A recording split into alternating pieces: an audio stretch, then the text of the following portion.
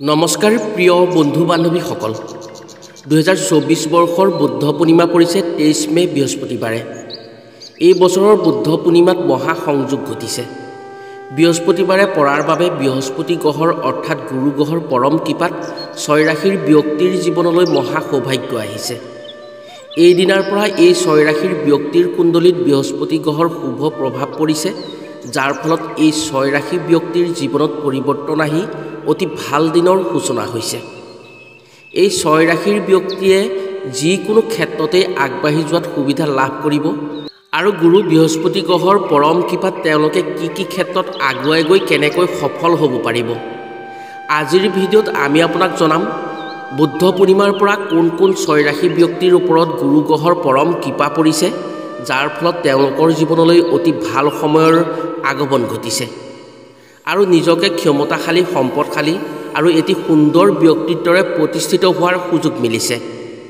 এই ছয় ৰাশিৰ ব্যক্তিৰ এই পবিত্ৰ দিনটোৰ পৰা কি কামত সফল হ'ব আৰু তেওঁলোকে বুদ্ধ পূৰ্ণিমাৰ এই পবিত্ৰ দিনটোত কি কাম কৰিব লাগিব বা কি কাম কৰিলে অতি মংগলজনক হ'ব সেই কথাখিনিও আজিৰ ভিডিঅ'টোত আলোচনা কৰা হ'ব সেয়েহে আজিৰ ভিডিঅ'টো যদি এই ছয় ৰাশিৰ ব্যক্তিয়ে চাই আছে তেনে তেওঁলোকক এটা অনুৰোধ জনাও আজিৰ ভিডিঅ'টো আধা চাই এৰাৰ কথা কেতিয়াও নাভাবিব আপোনাৰ ৰাশিয়ে বৃহস্পতি গুৰুৰ কৃপাত বুদ্ধ পূৰ্ণিমাৰ পৰা কি ক্ষেত্ৰত সফলতা পাই আগুৱাব পাৰিব কথাখিনি জানি নিশ্চয় উপকৃত হ'ব পাৰিব প্ৰিয় বন্ধু বান্ধৱীসকল তেনে জানো আহক 23 মে বৃহস্পতিবাৰ বুদ্ধ পূৰ্ণিমাৰ পৰা গুৰু গ্ৰহৰ পৰম কৃপাত কোন ৰাশিয়ে কেনেকৈ সফলতা পাবলৈ সক্ষম হৈছে কথাখিনি কোৱাৰ আগতে আপোনাক এটি সৰু অনুৰোধ জনাও ভিডিঅ'টো যদি ভাল পায় তেনে এটা লাইক কৰাৰ লগতে কমেণ্ট বক্সত হৰ হৰ মহাদেৱ বুলি লিখিবলৈ কেতিয়াও নাপাহৰিব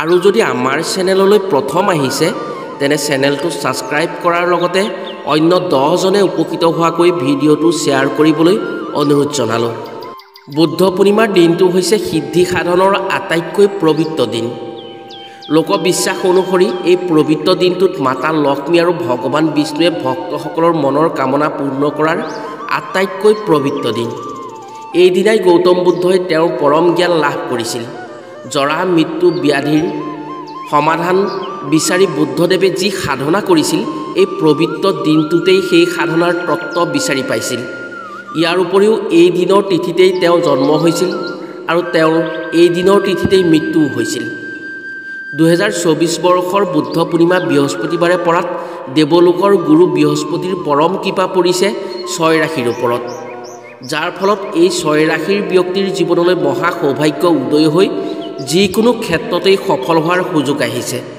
যাৰ কুণ্ডলীত বৃহস্পতি গ্ৰহৰ শুভ প্ৰভাৱ থাকে বাকী গ্ৰহৰ বেয়া প্ৰভাৱে তেওঁক একো হানি কৰিব নোৱাৰে বা অশুভ শক্তিৰ প্ৰভাৱে তেওঁক একো ক্ষতি কৰিব নোৱাৰে 2024 বৰ্ষৰ বুদ্ধ পূৰ্ণিমাৰ দিনৰ পৰা নৱগ্ৰহৰ শুভ প্ৰভাৱ এই ছয় ৰাশিৰ ওপৰত পৰিছে আৰু তেওঁলোকৰ জীৱনলৈ অতি ভাগ্যশালী দিনৰ সূচনা হৈছে যাৰ ফলত তেওঁলোকৰ জীৱনত চলি থকা বেয়া দিনসমূহৰ অন্ত পৰি ধন টকা পইচা সম্পত্তিৰে সমৃদ্ধিশালী হোৱাৰ সুযোগ আহিছে বুদ্ধ পূৰ্ণিমাৰ দিনটোত যদি তেওঁলোকে গুৰু গ্ৰহৰ নামত অন্ন বস্ত্ৰ দান কৰিব পাৰে তেনে তেওঁলোকৰ অতি মংগলজনক হৈ জীৱনত অসাধ্য সাধন কৰিবলৈ সক্ষম হ'ব পবিত্ৰ বুদ্ধ পূৰ্ণিমাৰ পৰা বৃহস্পতি গুৰুৰ পৰম কৃপাত নিজকে ভাগ্যশালী কৰিবলৈ গৈ থকা প্ৰথম ৰাশিটোৱেই হৈছে মেঘ ৰাশি যি ব্যক্তিৰ নামৰ প্ৰথম আখৰটো অ আৰু লৰে আৰম্ভ হয় ৰাশি গণনাত তেওঁলোক মেঘ ৰাশি হয় মেঘ ৰাশিৰ জাতক জাতিকাসকল সচৰাচৰ দৰিদ্ৰ কেতিয়াও নহয়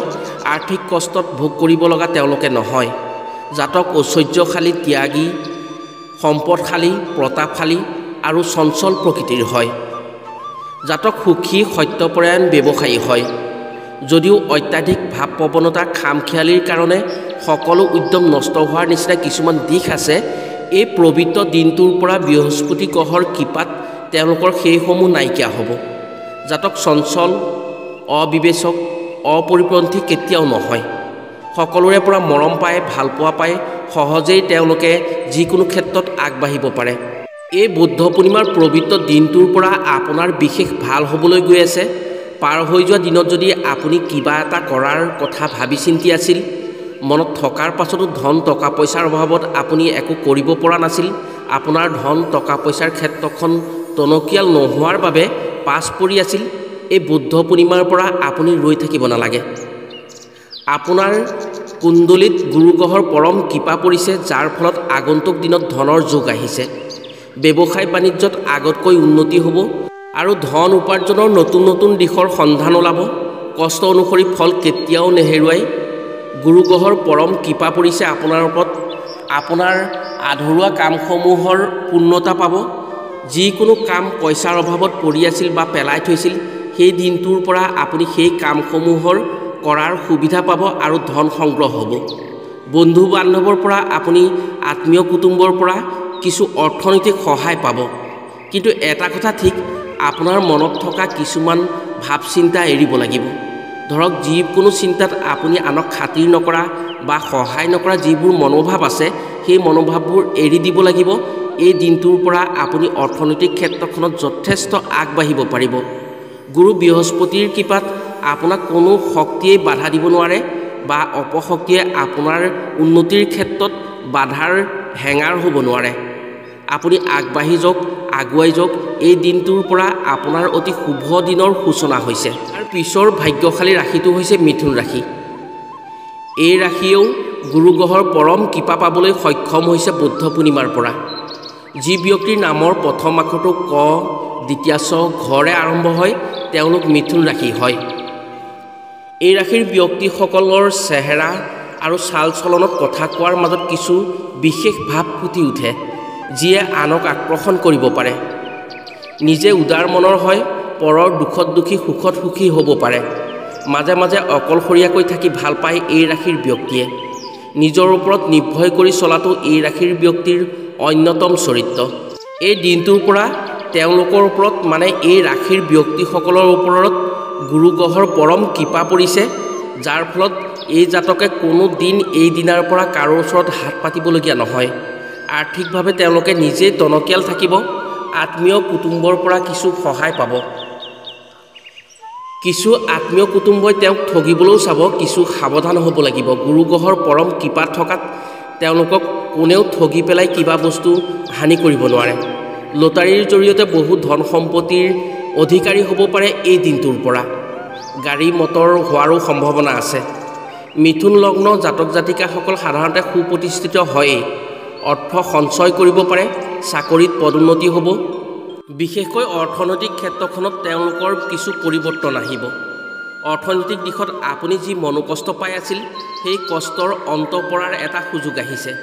অৰ্থনৈতিক ক্ষেত্ৰখনত আপুনি যি এটা মেইনটেইন কৰি চলিবলগীয়া হৈছিল আৰু সেইখিনি মিলাবলৈ যাওঁতে আপোনাৰ যি মনোকষ্ট পাই আছিল, সেইসমূহৰ পৰা মুক্তি পাব।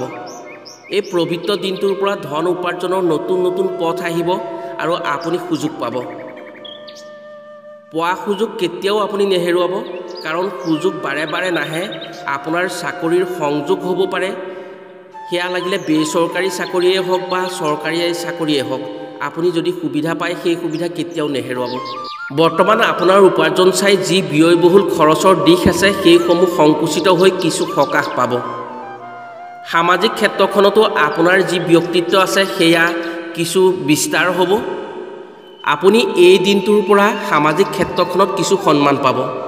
যিসকলে অভিনয়ৰ লগত জড়িত বা সংগীত সাহিত্যৰ লগত জড়িত আছিল, তেওঁলোকৰ বাবে অতি মংগলজনক হ'ব এই দিনটোৰ পৰা।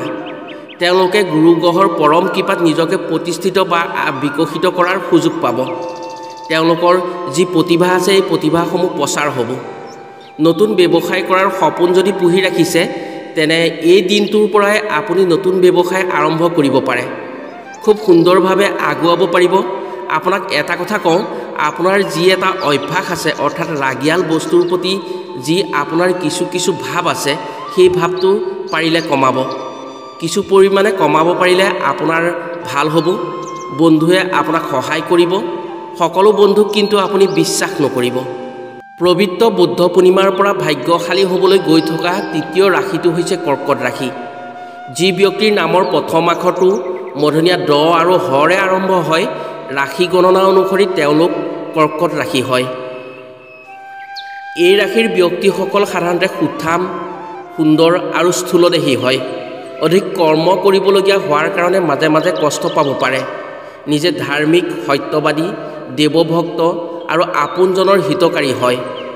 দাম্পত্য জীৱনত আনন্দময় হ'ব আৰু পত্নীৰ মন জয় কৰাৰ কাৰণে সদায় চেষ্টা কৰি থাকিব এই ৰাশিৰ ব্যক্তিসকলে।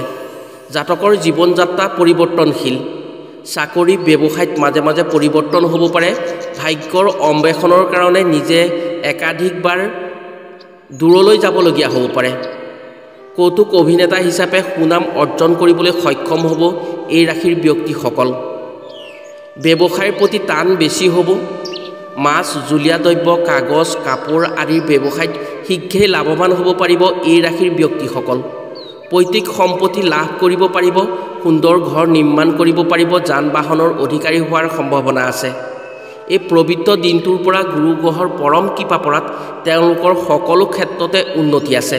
তেওঁলোকে যি ক্ষেত্ৰতেই আগ নাবাঢ়ক কিয় তেওঁলোকৰ উন্নতি হ'বই। এই পবিত্ৰ দিনটোৰ পৰা গুৰু গ্ৰহৰ পৰম কৃপা পৰাৰ বাবে আপোনাৰ যি মনোবল, সেই মনোবল দুগুণ বৃদ্ধি পাব আৰু সকলো ক্ষেত্ৰতেই মংগল হ'ব। ৰাহুকেতুৰ বেয়া প্ৰভাৱ শূন্য হৈছে। আপোনাৰ ওপৰত মংগল আৰু বৃহস্পতিৰ শুভ প্ৰভাৱ পৰিছে, যাৰ ফলত আপুনি যিকোনো ক্ষেত্ৰতেই আগবাঢ়িব পাৰিব। ব্যৱসায় বাণিজ্যত প্ৰচুৰ পৰিমাণে উন্নতি হ'ব।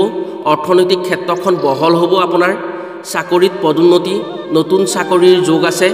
যিসকলে কৰ্মসংস্থাপনৰ বাবে চিন্তা কৰি মন বেয়া কৰি আছিল, তেওঁলোকক এটা কথা কওঁ, তেওঁলোকে অলপ কষ্ট কৰিলেই এই দিনাৰ পৰা তেওঁলোকে কিছু ফল পাবলৈ সক্ষম হ'ব। চাকৰি হ'ব পাৰে তেওঁলোকৰ। মাতা লক্ষ্মীৰো পৰম কৃপা পৰিছে তেওঁলোকৰ ওপৰত আৰু অৰ্থনৈতিক ক্ষেত্ৰখনত যথেষ্ট উন্নতি কৰিব পাৰিব এই দিনটোৰ পৰা। আপোনা আপুনি কোনো সুবিধা আহিব পাৰে, সেই সুবিধা কেতিয়াও নেৰিব। অৱশ্যে নিজৰ জেদ ভাৱটো অলপ কমাব লাগিব।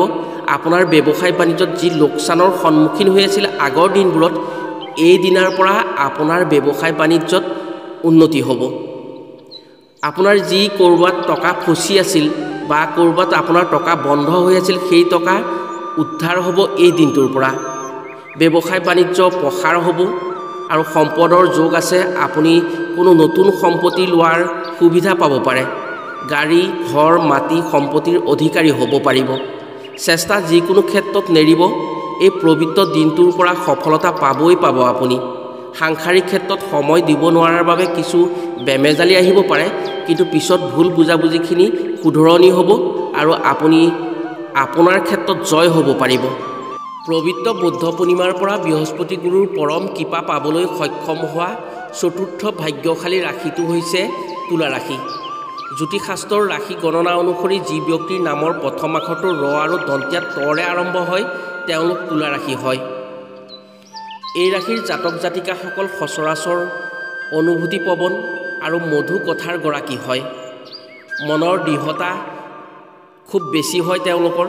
খুব কম সময়ত কাম আদায় কৰিব পাৰে। জাতক সুবিচাৰক, দয়াশীল, স্নেহপৰায়ণ, মনত কতো কুটিলতা নাৰাখি সৎ পথেৰে চলিব বিচাৰে। নিজে অত্যন্ত আশাবাদী, কিন্তু মাজে মাজে বিপদাপন্ন হৈ নিসংগতা বোধ কৰিব পাৰে। হঠাৎ খং উঠি সোনকালে ঠাণ্ডা হৈ পৰে। এওঁলোকৰ ওপৰত এই পবিত্ৰ দিনটোৰ পৰা গুৰু গ্ৰহৰ পৰম কৃপা পৰিছে, যাৰ ফলত তেওঁলোকে যিকোনো ক্ষেত্ৰত তেওঁলোকে অলপ কষ্ট কৰিলে সফল হ'বলৈ সক্ষম হ'ব। গুৰু গ্ৰহৰ কৃপাৰ উপৰিও তেওঁলোকে এই দিনটোৰ পৰা শনি আৰু মংগলো তেওঁলোকৰ অতি শুভ হ'ব। পঞ্চম স্থানত শনি আৰু মংগল থাকিব। সপ্তমত বৃহস্পতি, ৰবি থাকিব। শনি আৰু মংগল শুভ স্থানত হোৱাৰ বাবে তেওঁলোকৰ ক্ষেত্ৰত যথেষ্ট শুভ হ'ব। তেওঁলোকৰ কৰ্ম উদ্যম বাঢ়িব। যিকোনো ক্ষেত্ৰত শুভ হ'ব। কষ্ট কৰা মতে ফল পাবলৈ সক্ষম হ'ব। মাজে মাজে যোগ্যতা থকাৰ পিছতো তেওঁলোকে কিছু হীনমন্যতাত ভুগিবলগীয়া হ'ব পাৰে। তেওঁলোকে দুধুৰ মুধুৰত ভুগিবলগীয়া হ'ব পাৰে, কিন্তু গুৰু গ্ৰহৰ পৰম কৃপা থকাৰ বাবে তেওঁলোকে সেইসমূহত বিশেষ অসুবিধা নাপায়। কাৰণ গুৰু গ্ৰহৰ পৰম কৃপাত তেওঁলোকে নিজকে চম্ভালি ল'বলৈ সক্ষম হ'ব। এই দিনটোৰ পৰা তেওঁলোকৰ ব্যৱসায় বাণিজ্যত যথেষ্ট লাভ আছে। তেওঁলোকৰ নতুন ব্যৱসায়ৰ যোগ আছে। নতুন নতুন ব্যৱসায়ৰ সুবিধা আহিব পাৰে তেওঁলোকৰ কাৰণে। তেওঁলোকে সেইসমূহ যদি গ্ৰহণ কৰিব পাৰে, তেনেহ'লে তেওঁলোকে আগলৈ আগুৱাই যাব পাৰিব। তেওঁলোকৰ শিক্ষাৰ ক্ষেত্ৰতো যথেষ্ট উন্নতি দেখা গৈছে। এই দিনটোৰ পৰা গুৰু গ্ৰহৰ পৰম কৃপা পৰিছে। গুৰু যেতিয়া ভাল থাকে তেতিয়া কোনো অন্য গ্ৰহে একো অপকাৰ কৰিব নোৱাৰে। তেওঁলোকৰ উন্নতি হোৱাটো নিশ্চিত হৈ পৰিছে। পঞ্চম ভাগ্যশালী ৰাশিটো হৈছে বৃশ্চিক ৰাশি। যি ব্যক্তিৰ নামৰ প্ৰথম আখৰটো অন্তস্থ জ আৰু দন্তীয়া নৰে আৰম্ভ হয় তেওঁলোক বৃশ্চিক ৰাশি হয়। এওঁলোকৰ বৃহস্পতি গুৰুৰ কৃপাত যথেষ্ট উন্নতি দেখা গৈছে। এই পবিত্ৰ দিনটোৰ পৰা পঞ্চম স্থানত বুধ গ্ৰহ হোৱাৰ বাবে কিছু মনত স্থিৰতা আহিব। যিকোনো ক্ষেত্ৰত স্থিৰ সিদ্ধান্ত লৈ আগুৱাব পাৰিব। চাকৰি বাকৰিৰ ক্ষেত্ৰত কিবা পৰীক্ষা নিৰীক্ষা দিব লগা হ'লে তাত সুফল পাবলৈ সক্ষম হ'ব। বিশেষকৈ এই ৰাশিৰ ব্যক্তিসকল কঠিন আৰু দৃঢ় হয়। তেওঁলোকৰ সিদ্ধান্ত এবাৰেই লোৱা হয়, সেই সিদ্ধান্তত তেওঁলোকে অটল থাকে। তেওঁলোক দৃঢ় হোৱাৰ বাবে তেওঁলোকক মানুহে কিছু পৰিমাণে বেয়া পায়, কিন্তু শেষত জয় তেওঁলোকৰ হয়। সুন্দৰ মিঠামুখীয়া নহয়, কিন্তু অলপ খঙাল প্ৰকৃতিৰ হয়। তেওঁলোকৰ কথাবোৰ অলপ কটু হয়, কিন্তু সঁচা কথা কয়। এই দিনটোৰ পৰা গুৰু গ্ৰহৰ পৰম কৃপা পৰাৰ বাবে ব্যৱসায় বাণিজ্যত যথেষ্ট উন্নতি আছে। এই ৰাশিৰ ব্যক্তিসকলৰ ধন টকা পইচাৰ যোগ আছে। জুৱা জাতীয় খেলৰ পৰা পাৰিলে আঁতৰি থাকিব পাৰিলে মংগলজনক হয়। চাকৰিত পদোন্নতিৰ সুযোগ আহিব। কাম কৰাৰ সুযোগ আহিব পাৰে নতুন নতুন। স্বাস্থ্যৰ ক্ষেত্ৰত নিজে অলপমান সাৱধান হ'ব লাগিব। মাজে মাজে স্বাস্থ্যৰ অৱনতি হ'ব পাৰে। শিক্ষাৰ্থীসকলে শিক্ষাৰ ক্ষেত্ৰত যথেষ্ট আগবাঢ়িব পাৰিব এই পবিত্ৰ দিনটোৰ পৰা।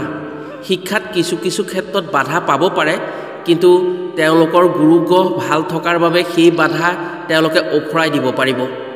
পৰীক্ষামূলক শিক্ষাত সুফল পাব আৰু তেওঁলোকে বিভিন্ন দিশত নিজৰ প্ৰতিভাসমূহ দেখুৱাবলৈ সক্ষম হ'ব। বুদ্ধ পূৰ্ণিমাৰ পৰা বৃহস্পতি গুৰুৰ পৰম কৃপাত নিজকে শক্তিশালী ক্ষমতাশালী আৰু ভাগ্যৱান কৰিবলৈ সক্ষম হোৱা ষষ্ঠ তথা অন্তিম ৰাশিটো হৈছে কুম্ভ ৰাশি। জ্যোতিষশাস্ত্ৰৰ গণনা অনুসৰি যি ব্যক্তিৰ নামৰ প্ৰথম আখৰটো গ আৰু দন্তীয়া শৰে আৰম্ভ হয় তেওঁলোক কুম্ভ ৰাশি হয়। কুম্ভ ৰাশিৰ জাতক জাতিকাসকল সুন্দৰ দৃষ্টিসম্পন্ন আৰু পবিত্ৰ অন্তৰৰ হয়। সাধাৰণতে এওঁলোকৰ দেহৰ ৰং উজ্জ্বল আৰু বগা হোৱাটোৱেই স্বাভাৱিক। জাতক অত্যন্ত কষ্ট সহিষ্ণু আৰু ধীৰ স্থিৰ হয়। তেওঁ ঐশ্বৰ্যশালী হোৱাটো অসম্ভৱ নহয়। জাতক বিজ্ঞ আৰু বাস্তৱ জ্ঞান অত্যন্ত প্ৰবল হয়। দানশীল হয় তেওঁলোকে আনক নিজৰ দৰে ভাবিব পাৰে। পবিত্ৰ বুদ্ধ পূৰ্ণিমাৰ পৰা আপোনাৰ ৰাশিয়ে সৌভাগ্যশালী হ'বলৈ গৈ আছে। আপোনাৰ যথেষ্ট উন্নতি হ'ব। আপুনি যি কাম কৰে সেই কামতে উন্নতি লাভ কৰিব। টকা পইচাৰ যোগ আহিছে। যিকোনো ক্ষেত্ৰত উন্নতি মিলিব আপোনাৰ বহুদিনীয়া কিছুমান পৰিকল্পনা যি পৰি আছিল এই দিনটোৰ পৰা সেইসমূহ পূৰ্ণ হ'বলৈ গৈ আছে। খুব কম কষ্টত আপুনি বেছি টকা উপাৰ্জন কৰিব পাৰিব। যেতিয়া গুৰু গ্ৰহ ভালে থাকে যিকোনো ক্ষেত্ৰত সুফল পাবলৈ সক্ষম হয়। পৈতৃক সম্পত্তিৰ অধিকাৰী হ'ব পাৰে এই দিনটোৰ পৰা। নভবা নিচিন্তা কিছুমান দিশৰ পৰা আপোনালৈ অৰ্থ সংগ্ৰহৰ যোগ আহিব। আপুনি অৰ্থ সংগ্ৰহ কৰিব পাৰিব। এই দিনটোৰ পৰা আপোনাৰ উপাৰ্জন বৃদ্ধি হ'ব আৰু সমাজত আপোনাৰ এটা ষ্টেটাছ বাঢ়িব। আপোনাৰ জীৱনৰ পৰা হেৰুৱাবলগীয়া কিছুমান সম্পদৰ গৰাকী হ'ব পাৰে আপুনি। এনেকুৱা কিছুমান সুযোগ আহিব যোনবোৰ বস্তু আপুনি মনৰ পৰা একেবাৰে এৰি দিছিলে, নালাগে বুলি ভাবিছিলে, তেনেকুৱা বস্তু আপোনাৰ ওচৰলৈ আহিব পাৰে। আপুনি সেইখিনি গৰাকী হোৱাৰ কিছু সুবিধা আহিব। এই দিনটোৰ পৰা ভাল এটা সুযোগ আহিব পাৰে আপোনাৰ বাবে। অৰ্থনৈতিক উপাৰ্জনৰ ক্ষেত্ৰত নতুন নতুন দিশৰ অনুসন্ধান কৰিলে খুব সোনকালেই উন্নতি হোৱাৰ সুযোগ আহিব। চাকৰি বাকৰিৰ ক্ষেত্ৰত যদি আপুনি কিবা ইণ্টাৰভিউ দিয়াৰ কথা ভাবি আছে সেয়া পিছ পেলাই নথ'ব। ইণ্টাৰভিউ দিবই, কাৰণ আপোনাৰ ৰাজযোগ আছে। বৃহস্পতি গুৰু যেতিয়া আপোনাৰ কুণ্ডলীত শুভ হৈছে আপুনি যিকোনো ক্ষেত্ৰত আগবাঢ়িব পাৰিব। গতিকে কষ্ট আপোনাৰ অথলে নাযায়। চেষ্টা কৰক। আপুনি এই বুদ্ধ পূৰ্ণিমাৰ পৰা আগুৱাব পাৰিব আৰু আপুনি নিজকে প্ৰতিষ্ঠিত কৰিব পাৰিব। প্ৰিয় বন্ধু বান্ধৱীসকল, এই বুদ্ধ পূৰ্ণিমাৰ পবিত্ৰ দিনটোৰ পৰা গুৰু গ্ৰহৰ পৰম কৃপা পাবলৈ সক্ষম হোৱা এই 6 ৰাশি আছিল।